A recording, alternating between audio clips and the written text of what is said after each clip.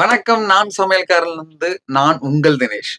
நான் இன்னைக்கு ஒரு சிக்கன் ரெசிபி தான் பண்ண போறேன். ரொம்ப ரொம்ப சூப்பராவும், ரொம்ப சிம்பிளாவும் இருக்கும் இந்த கோழி குழம்பு. ஏன்னா, நாங்க வொர்க் பண்ற அந்த பிஸி டைம்லயும் நான் என்ன பண்ணுவேன்னா, எங்களுக்காக சாப்பிடுறதுக்கு ஒரு சிம்பிளான ரெசிபிய பண்ணுவேன்.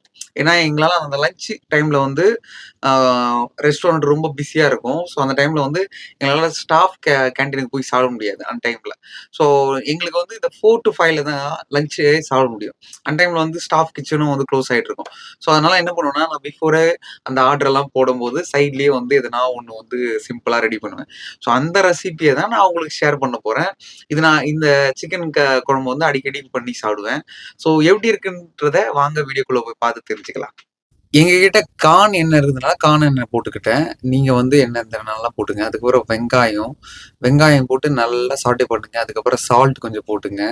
அதுக்கப்புறம் சால்ட் போட்டு அந்த ஆனியன் லைட்டா மேஷ் ஆனதுக்கப்புறம், அதுக்கப்புறம் இஞ்சி பூண்டு பேஸ்ட் நம்ம ஆட் பண்ணிக்கலாம். அதுக்கப்புறம் மிளகா நீங்க முடிஞ்ச அளவுக்கு உடைச்சு போடுறதுனாலும் போட்டுங்க. இல்ல கீறி போடுறதுனாலும் போட்டுங்க. உங்களோட விருப்பம்.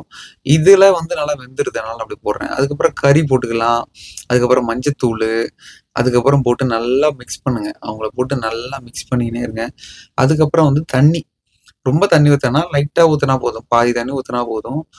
தண்ணியோட அளவ பார்த்து ஊத்திக்கங்க. ரொம்ப அதிகமா ஊத்தாதீங்க. அதுக்கப்புறம் மூடி போட்டு குக் பண்ணுங்க.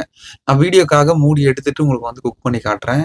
ஆனா மூடி போட்டு குக் பண்ணீங்கன்னா, அந்த அந்த மொளகா நல்லா உங்களுக்கு மேஷ் ஆயிடும் அப்படியே.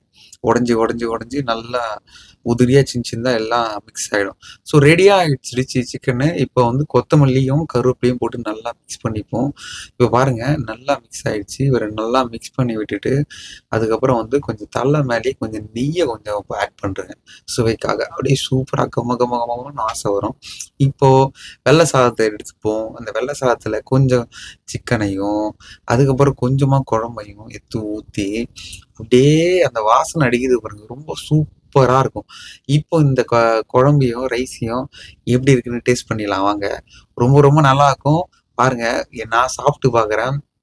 எனக்கு ரொம்ப ரொம்ப ரொம்ப பிடிச்சது இந்த குழம்பு. இது போல ஒரு சிம்பிளான ரெசிபியும், அதுக்கப்புறம் உங்களுக்கு ஏதாவது ஒரு ரெசிபி புடிச்சிருந்தா கமெண்ட் பாக்ஸ்ல கமெண்ட் பண்ணுங்க. அந்த ரெசிபியும் நம்ம ட்ரை பண்ணி பார்ப்போம். எப்படி இருக்குன்றத டேஸ்ட்ட பார்த்துட்டு நீங்களும் சொல்லுங்க. இந்த கொ குழம்ப ரெடி பண்ணிட்டு எவ்வளோ நேரம் ஆகுது? எவ்வளோ சிம்பிளா ஆகுது? அப்படின்றத கமெண்ட் பாக்ஸ்ல கமெண்ட் பண்ணுங்க. அதுவரைக்கும் நான் உங்களிடமிருந்து நான் சமையல்காரன்.